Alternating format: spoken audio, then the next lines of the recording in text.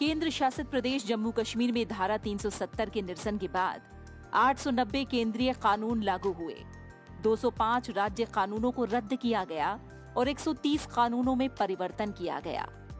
जम्मू कश्मीर में अब child marriage act, right to education और भूमि सुधार जैसे कानून प्रभावी हुए।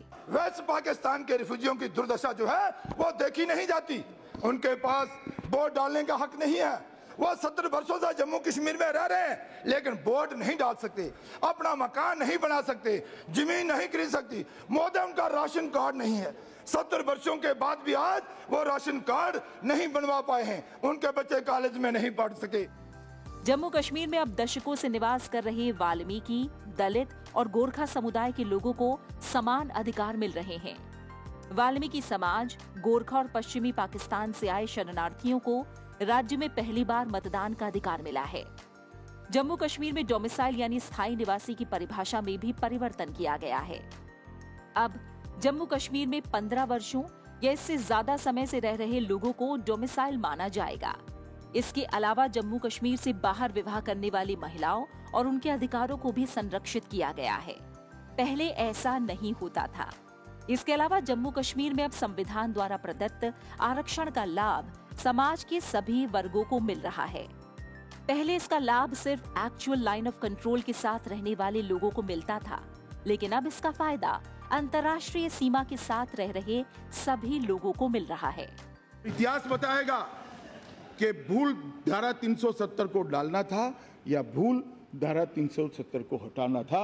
मुझे विश्वास है 5 साल के बाद जम्मू कश्मीर के अंदर प्रधानमंत्री जी के नेतृत्व में जो विकास होने वाला है वो देखकर घाटी की जनता भी कहेगी कि 370 का झुनझुना हमें जो पकड़ा दिया गया उसने हमारा बहुत अहित किया।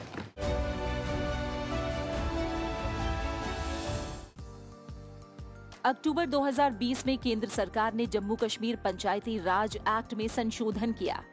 इसके तहत डिस्ट्रिक्ट डेवलपमेंट काउंसिल का प्रावधान किया गया। इसके बाद डिस्ट्रिक्ट डेवलपमेंट काउंसिल के लिए हुए चुनाव में 51.7% मतदाताओं ने वोट डाले।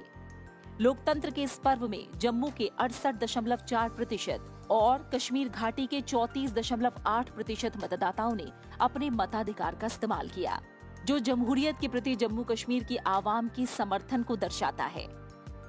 जम्मू कश्मीर में अक्टूबर 2019 में पहली बार ब्लॉक डेवलपमेंट काउंसिल के लिए चुनाव हुए, जिसमें 98.3% मतदाताओं ने भागीदारी की। जम्मू कश्मीर में ब्लॉक पंचायत का गठन लोकतांत्रिक प्रक्रिया की दिशा में एक बड़ा कदम है। पंचायत की व्यवस्था बहुत सफल ढंग से वहां चली है और इन कुछ वर्षों में, जिसमें से कोरोना के काल का एक कठिन दौर भी हमने देखा, वहाँ के अनेक पंचायतों ने बहुत लैंडमार्क काम किए, बहुत अच्छा प्रदर्शन किया है और उनको राष्ट्रीय स्तर पर और प्रदेश स्तर पर पुरस्कार भी अपने प्रदर्शन के लिए मिले हैं। तो लोकतांत्रिक व्यवस्था वहाँ है और सौभाग्य से इस समय में वहाँ पर ग्राउंड रूट लेवल पर जो लोकतंत्र पहुँचना था वो पहुँचा है। पिछले 1 दशक में तो था ही नहीं हुआ। वो चुनाव हुए, लोगों ने अपने काम करना शुरू किया है और हम जानते हैं कि पिछले 70 साल में केवल 3 बार चुनाव हुए थे और वो भी बहुत प्रभावी नहीं थे। तो अब उनका प्रभाव बढ़ा है।